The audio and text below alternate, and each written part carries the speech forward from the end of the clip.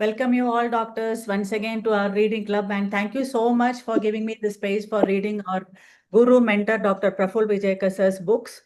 So now we have been reading the end of My Assumptions of Miasm. That is the third book of Dr. Prafful Vijaykar. And we have been dealing with the genetic apparatus, like how every individual is different from another.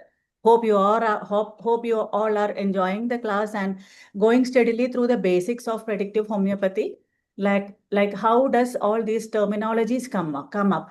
Like the diligency, the conscientiousness, or the covered remedies, the weak-willed patients, or the positive-willed patients, the strong-willed patients. Yes, without all these things, we can never assess a person as a whole. So this behavior is not only seen in the man as a whole, but then it is the very cell. Every cell has got all. We have understood in our last few classes, we have talked about the various changes happening, physical changes happening to the cells. That is the inflammation, the construction, or the destruction. Similarly, the mind also has got lot of changes, lot of behaviors. We are going to deal with all those things in our future classes. So actually, how for us homeopaths, how much Dr. Vijaykar sir has given us the knowledge in a very, very, very simplified way. Yeah? So how the changes in the cell means it is the change in the whole organism. So wherever we see a change in the cell, we form a totality there, and we try to treat the man in the disease by looking into his disposition, but not by ignoring his mental symptoms. We are giving equal weightage to the mental symptoms as well. Why is it so? Why do we want to give an equal weightage to the mind? Why can't we just study the physical changes like the other section of doctors do? Only the changes, the visible changes in the cell, whether it is inflammation or construction or destruction. Is that only enough? That is the question where we are now. So we are in page number 116. That is part 2. Okay. So what is this part 2 all about? Our journey through the material body is over. So what is this material body? All those things which we can see and feel is the part of the material body. Now we enter the mind, the cell, and miasm. Yes. So entering the mind of the cell, you know that cell is the basic unit, and the cell has got everything, the cytoplasm and the nucleus. And the nucleus carries all the genes. And these are the controlling powers. Why does every individual differ from person to person, not only physically, not only in the structure, but also mentally and in his thought process also? So these are the things which are dealt with here today. In aphorism 63 of Organon, Hahnemann mentions that every agent, so here there is nothing to explain much, so you all can follow the word by word, okay, closely through the lines.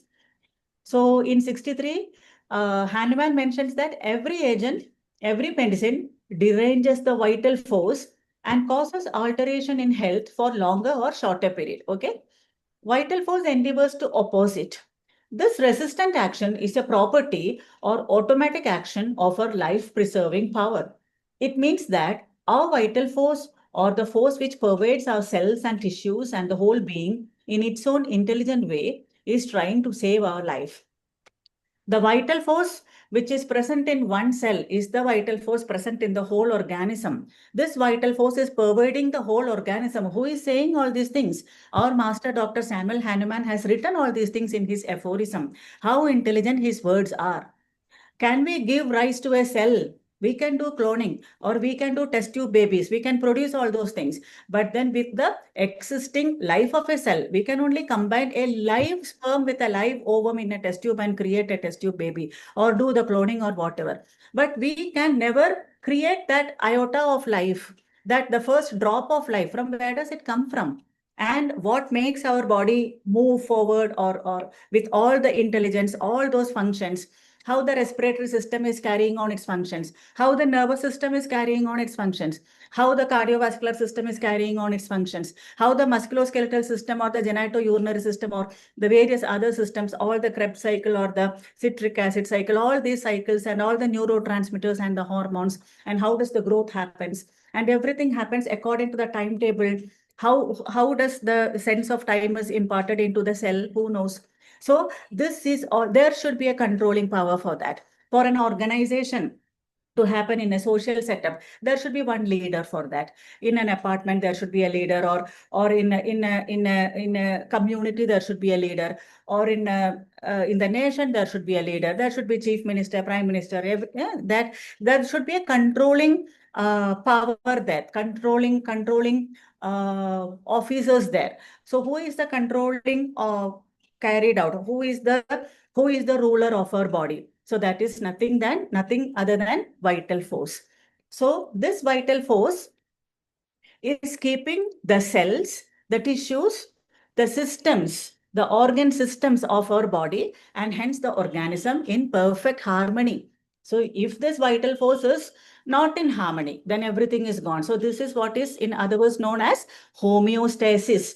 So this homeostasis is maintained by the vital force. So this vital force is a terminology only understood by the homeopaths. And do we understand it fully and properly? Let us follow our master again. So whenever we are exposed to a hostile stimulus, and all through until death, from the birth onwards, we are exposed to stimuli. We are exposed to some injuries, or some hostile stimuli will be there. And how do we adapt? How do we react to all those things? Whenever there is any disease or any agent or any medicine which is given to our body, our vital force will accept that, and it will produce a counter action against that. It will have the vital force endeavors to oppose it. The vital force reacts towards that. If it is a good thing, then vital force accepts it. If it is not, then vital force opposes it. It has got its own intelligence whether to accept it or whether to reject it. So this resistant action is a property or automatic action of our life-preserving power. This life-preserving power is our vital force. Now, what is in the next aphorism? We saw in aphorism number 74 how the force which runs the organism makes it revolt in different ways. What are the ways? One is better and stronger than the others. What are the ways? How does our organism revolt? In different ways, either in the form of an inflammation. If inflammation doesn't work, it goes to the next higher level. It changes the gears into the psychotic level. If it doesn't work, then it again changes the gear to the top gear, that is the syphilitic thing. The one is better and stronger than the other in order to maintain life. So this vital force, if it is a predominantly soric trait, vital force will not jump into the syphilitic defense mechanism at the very beginning. It will first try out maximum with the soric only. At most, it can go into the sorosyphilitic state, but it will never go into destruction. But if it is a predominantly syphilitic variety, then the body will adapt accordingly. Like it will show out the syphilitic symptoms in the early childhood days itself. So isn't the vital force intelligent or not? Who decides all these things? What is the miasm, the predominant miasm in this organism? And that is how every cell reacts. So now he further says in aphorism 201, Hahnemann writes, it is evident that man's vital force, when encumbered with chronic disease, adopts a plan. The plan is of developing a local malady on the external part, that is the least important part of the body, that is the skin, solely for this object, to thereby silence the internal disease which otherwise threatens to destroy the vital organs. So whenever a disease comes in, the disease can go on and on and on if there is nobody to oppose that. We cannot allow the disease to run our body. We have to oppose that. We don't want the disease. But if it is a chronic disease, then the body will not be able to fight it and get it out of our body. Then what does our vital force do? In order to stop the progress of the chronic ailment in our body, it will produce symptoms on the body. It will first select the least important part. Which is the least important part? That is the skin or the nail, etc. Or the hair, or basically it is the skin and nails. So there it will produce some disease, some lesions upon the skin in order to silence the progress of the chronic disease which is happening inside the body. All the above facts suggest that the vital force or the force which pervades the cells has its own intelligence. Got it? So if the vital force does not have the intelligence, either the vital force will not oppose the disease. Then what happens? The organism perishes there itself. Or if the vital force is not intelligent, it can immediately give rise to the highest of the instrument there, highest of the defense mechanism there. It can straight away run and like hysterically, it can go and bring the unwanted syphilitic defense there. When the soric defenses are available, so you have to use the soric defenses. After that only you go step by step, you go higher. Who teaches all these things to the cells, like how to behave like this? It is the vital force, and vital force is intelligent. Surprisingly, many homeopaths call vital force unintelligent. It loses the intelligence in the syphilitic miasm, of course, when it loses control and starts sacrificing important organs. Why does it lose its intelligence in the syphilitic miasm? It is the tipping point. It is the tipping point of vital force. There is no other mechanism beyond that. Syphilitic miasm is the last possible resort, last resort.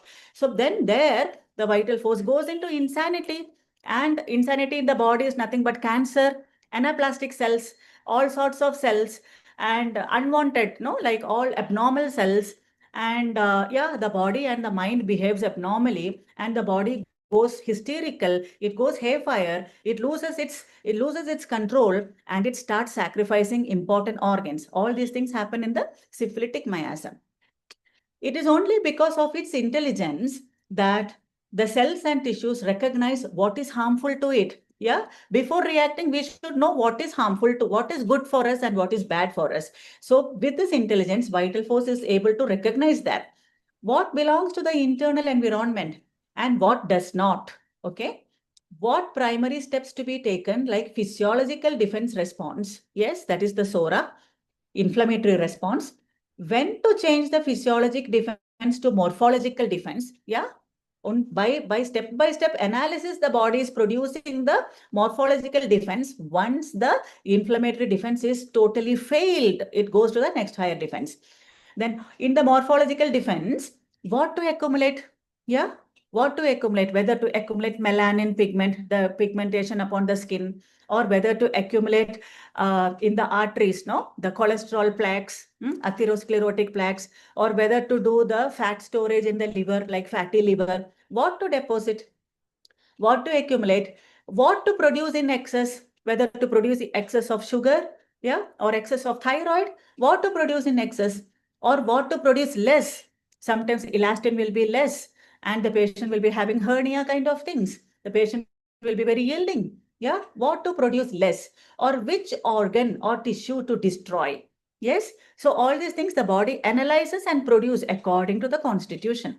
It is because of its intelligence, it knows which is the least important, organ, that is the skin. It knows, it directly doesn't go to the brain, it directly doesn't go to any heart or any organ. It will first attack every disease. You may be seeing a case of tuberculosis. The patient will be coming with a third stage, that's caseation necrosis of the lungs. Then or the patient is coming up with an osteomyelitis, and then you will be coming tubercular osteomyelitis. Then you will be arguing, see, the patient is not coming with a skin lesion. Here the patient is coming directly with a lung lesion, and the patient is coming directly with a bone lesion. But initially, for every disease, for typhoid, for dengue, for every disease, there will be an inflammatory phase. When the inflammatory phase fails, maybe the patient might not have come to you during that phase, but then patient would have underwent so many other treatments during that initial phase of bronchitis, where it started as an acute bronchitis. Slowly it goes into the chronic bronchitis, and then it goes into the deep down into the lungs, and where the hemoptysis starts, and then the caseation necrosis also starts. And what is this caseation necrosis? How beautifully the body is trying to contain the spread of the infection. The infection is not allowed to spread to the whole body. So it is containing that in a particular cyst kind of thing. So it will not spread, so that it will not spread through the lungs and all that. So this is how the intelligence is intelligence of the vital force is all about. So here the body knows, even if it is a TB, the body will first produce it upon the lesser important organs, mostly upon the skin. And above all, it is this very intelligence which induces the body to produce pain, sensitivity, or a growth or ulcer, so that it can draw attention of outsiders and to make it known that all is not well within. So if there is an ulcer in the body, in the cell, in the skin, what does that mean? No, everything is not good inside the body. All is not well inside the body. So this body is what miasm. What defense has the body shown out? It is ulcer. What defense is the body using now? Yes, the syphilitic thing. If it is a what, if it is a growth, then the body is using the psychotic defense. If it is an inflammation, the body is using the soric defense. So, how much intelligent our vital force is, whether to use which kind of weapon, isn't it? Now, the next paragraph. Doctors and physicians who try to treat these external SOS signals of the body, like the pains, the ulcers, or the eczemas, in fact expose their substandard intellect. These are the people who, with their unintelligent faculties, do not understand the intelligence in the organism. What does this mean? The body is deranged, the vital force is deranged, and the whatever ulcer or inflammation or pain or whatever is thrown out of the body is only the result of the disease. Prior to the showing of the results, the body as such, or the organism or the vital force is deranged. So where should the correction be done? The vital force has to be corrected. So the unintelligent physicians, what they do, they will think that the result of the disease has to be treated, and they do not understand the intelligence in the organism. They generally don't allow the natural healing mechanism to recoup. Yeah. So we generally don't give time for the natural what restoration. We generally don't give the time for natural restoration. Before that, we interfere. Why to do so? Just increase the strength of the vital force. We homeopaths can do that so easily. Yeah. Now, the next paragraph. As if this is not sufficient, the cell, which is a representative unit of the whole man, has been seen to behave and react to different situations, taking into consideration the genetic inheritance. Of course, according to the genetic inheritance, the vital force will it will react in different ways. The genetic apparatus, which is at the root of intelligence of the organism, does not only have inherited knowledge and tendency, but is also in an ever-learning process which imparts acquired traits to the array of inherited traits. So every cell has got how many pairs of chromosomes? 26? 23 from mom? Yeah, 20. What? How many pairs? Come on, tell me. 23 pairs, isn't it? Am I right? Yeah. 23, is it? Half from the father and half from the mother, isn't it? And our genes are formed and our chromosomes are formed. So we are now evolving into a man, into a human being. And while we are born into the earth, we are having what immunity? The innate immunity is there, right? The innate immunity is there. And slowly we adapt to the situations and we acquire the acquired immunity also. Now we develop the acquired immunity as well. How is this possible? Whenever we are born into this earth, our genetic apparatus is capable of adaptation. It is in the ever learning process and it imparts acquired traits as well, other than the inherited traits. The inherited traits are there. That means all those things which were important for our parents and our forefathers are also inherited. Plus, we create certain acquired immunity as well according to the situation where we are living in, and that will be passed on to our next generation. So the next generation will be even more stronger. They will have much more immunity or much more equipments in their genes. Thus, the cell or the organism fights physically only with the guidance from the mind of the cell. Yes. So all these fightings physically, all those diseases will be thrown out on the skin, but then the guidance is taken from the mind of the cell. Now, what is this mind of the cell? Mind of the cell is in its genes. So, are you all with me? Mind of the cell is in its genes. It is interesting, na?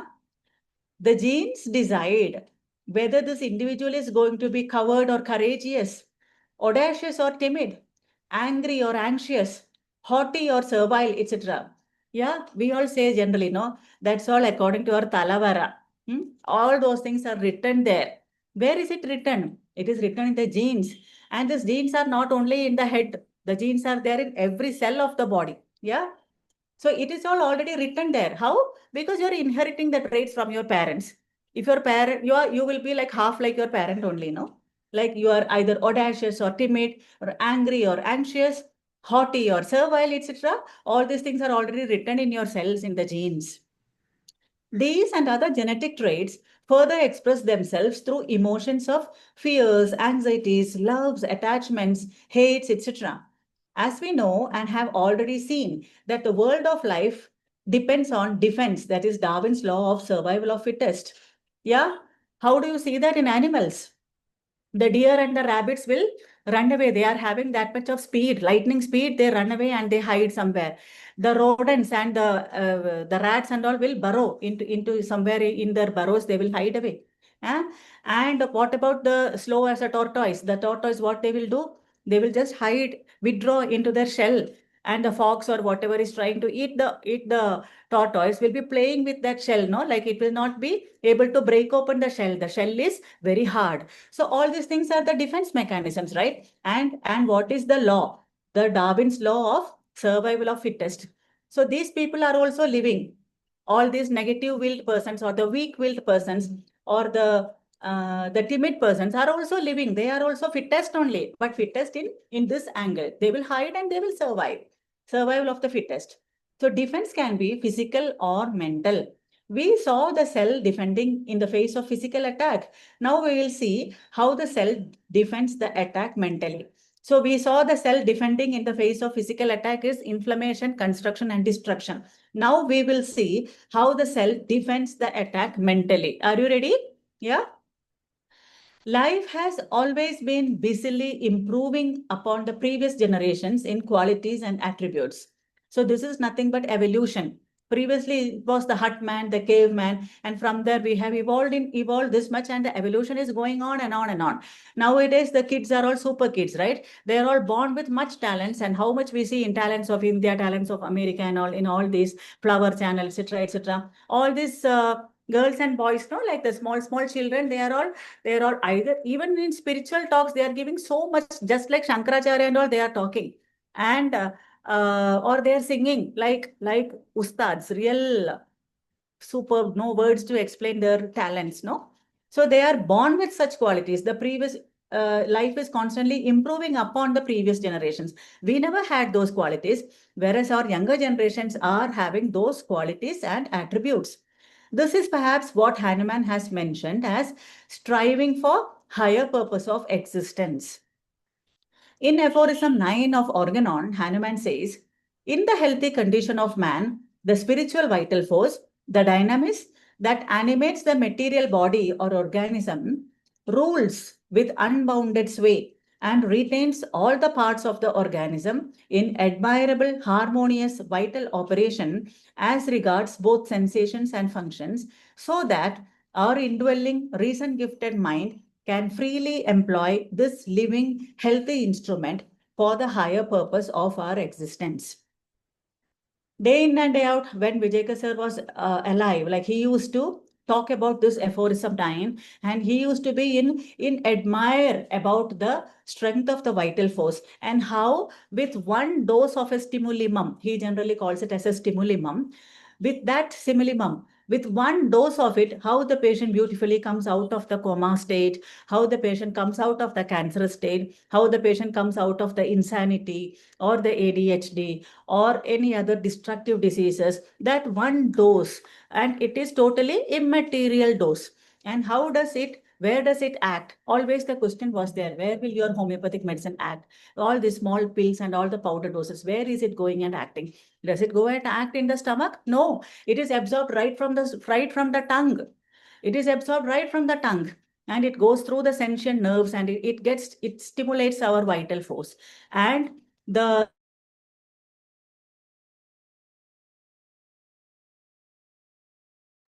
Um, Tactile.